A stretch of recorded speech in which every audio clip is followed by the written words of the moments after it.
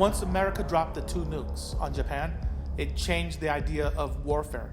In history, the 2 most dominant countries always will fight for the supremacy, up until then. But after that, the 2 dominant countries coming out of World War II became Russia and the United States. They both knew they were never going to fight each other because it was no winners in that war.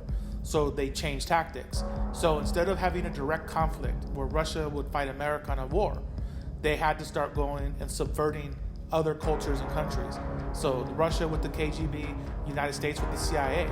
And the way they did that was not through military might, but through psychological warfare, like destroying people's cultural identity, taking away their national identity or their language, and then changing it back to a different one.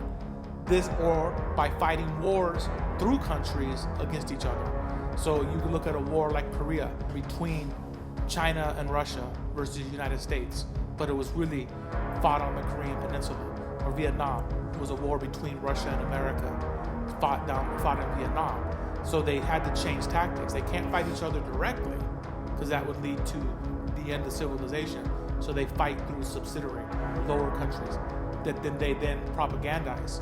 So after the war was over, Russia or China takes care of North Korea and then North Vietnam, and then they propagandize those people. You could say the same thing. America propagandizes the countries that they take over or that they're allies with. So what do you think? Is there any chance that someone will use the nuclear weapon again? Yes, 100% chance. It's going to happen with a terrorist. A terrorist is going to get a nuclear weapon. That's going to happen because 2 things will never stop happening.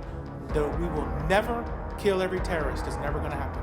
There will always be terrorists, and 2, they will always be attempting to get a nuclear weapon, and they will fail 1,000,000 times. They only need to succeed once, and they will get a nuclear weapon one day, and they will detonate it immediately.